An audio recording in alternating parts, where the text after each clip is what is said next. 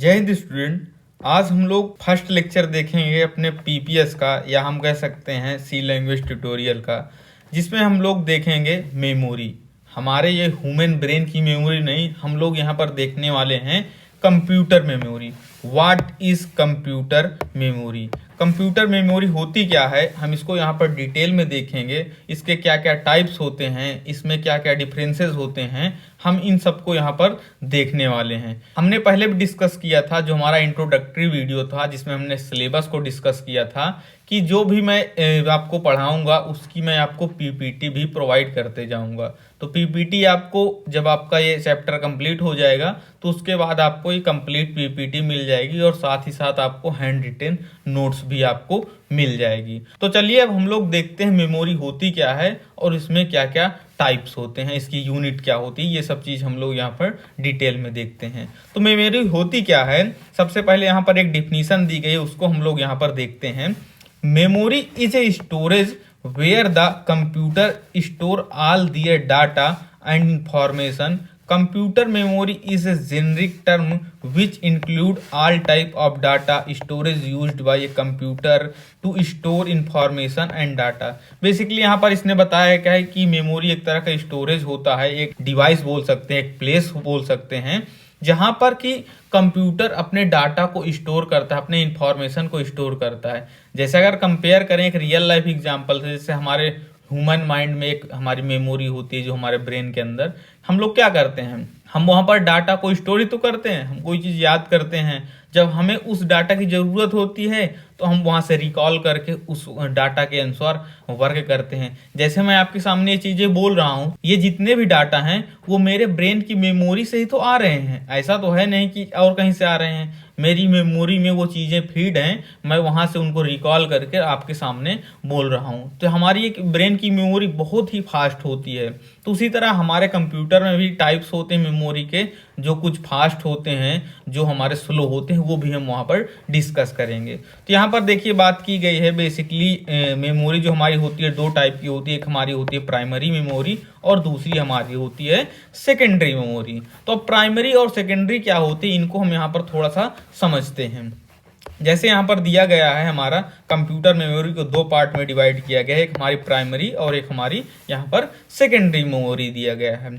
आपको यहाँ पर देखिए ये क्या है, जो हमारे प्राइमरी मेमोरी में हमारा जो आता है रैम और रोम का तो आप नाम सुने ही होंगे। जैसे हम लोग बात करते हैं, हम जब अगर किसी मोबाइल के शॉप पर जाते हैं, हम लोग मोबाइल खरीदते हैं, तो वहाँ पर क्या बोलता है, 3 GB रैम है, 4 GB रैम है। रोम की अगर बात करें तो 64 GB है, 128 GB है। तो यहाँ से आपको थोड़ा सा आइडिया लगा कि जो हमारी रैम होती है उसकी जो स्टोरेज कैपेसिटी होती है वो कम होती है, लेकिन जो हमारा रोम होती है, जो हमारी सेकेंडरी मेमोरी होती है, उसकी स्टोरेज कैपेसिटी क्या है, हाई है। साथ ही साथ अगर हम अपने मोबाइल के रैम को अगर बढ़वाते हैं, अगर हम 4 GB से 8 GB करवाते हैं तो प्राइस काफ़ी ज़्यादा बढ़ जाता है। लेकिन अगर वहीं पर हम बात करें, हम 64 GB को 128 करवाते हैं, अगर हम सेकेंडरी मेमोरी में जो हमारी रोम होती है, तो उसमें क्या है, इसमें भी अगर लमसम 1000 रुपये 1200 रुपये बढ़ता है, 1000 रुपये 1200 रुपये बढ़ जाता है हमारे 4 GB बढ़वाने में।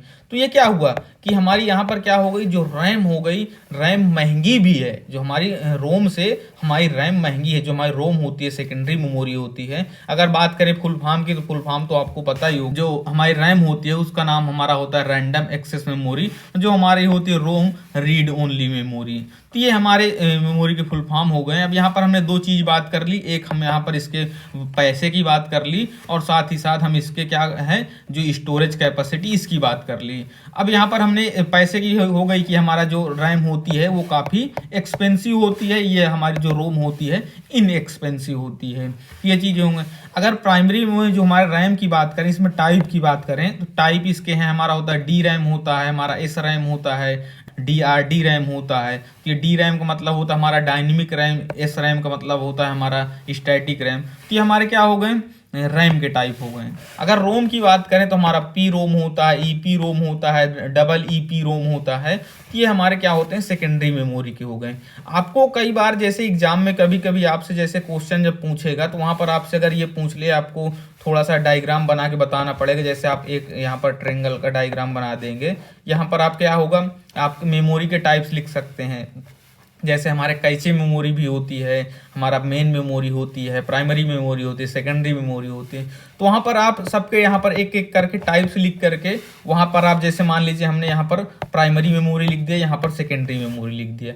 तो अगर आप एक ग्राफ की बात करें तो जो हमारी इधर से अगर बात करें, अगर ऐसे हम जाएं तो अगर पैसे की बात करें तो जो हमारी सेकेंडरी मेमोरी क्या होती है वो सस्ती होती है। तो हमारे पैसा जो होते हैं एक्सपेंसिवनेस क्या होती है इधर इंक्रीज करते जाती है, प्राइमरी हमारी महंगी हो जाती है और सेकेंडरी हमारी सस्ती हो जाती है। अगर कैपेसिटी की बात करें तो कैपेसिटी हमारी हाई किस में होती है, सेकेंडरी मेमोरी में होती है। अगर हम बात करें स्पीड की, अब स्पीड ही बहुत ही इंपॉर्टेंट पार्ट होता है मेमोरी का कि स्पीड किसकी हाई होती है किसकी स्लो होती है। तो जो हमारी प्राइमरी मेमोरी होती है, जो हमारी रैम होती है, वो बहुत ही हाई स्पीड में वर्क करती है। आपने देखा होगा जब आपका हमारा जब मोबाइल या कोई भी डिवाइसेस वर्क करता है तो रैम पे वर्क करता है, तो रैम की स्पीड क्या होती है, बहुत हाई होती है, तभी हमें इतने जितने भी हमारे वर्क होते हैं बहुत स्पीड में होते हैं। लेकिन अगर बात करें हमारे रोम की, जो हमारी सेकेंडरी मेमोरी होती है, ये स्लो होती है। तो ये भी चीज़ें काफ़ी इंपॉर्टेंट पार्ट होता है हमारे मेमोरी का, जो हमारा टाइप्स होता है।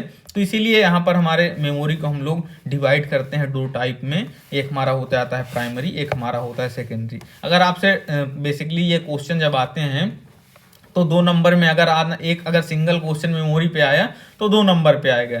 हम लोग को इसकी इंपॉर्टेंस बढ़ती है जब हम लोग ब्लॉक डायग्राम ऑफ कंप्यूटर बनाते हैं, तो वहाँ पर हमें मेमोरी का जो हमारा यूनिट होता है वहाँ पर हम इसे एक्सप्लेन करते हैं प्राइमरी और सेकेंडरी मेमोरी की। तो मैं आपको हैंड रिटन नोट्स भी प्रोवाइड कर दूंगा, जहाँ पर पूरे यूनिट की नोट्स आपको हैंड रिटन एक बेस्ट राइटिंग में आपको मिलेगी।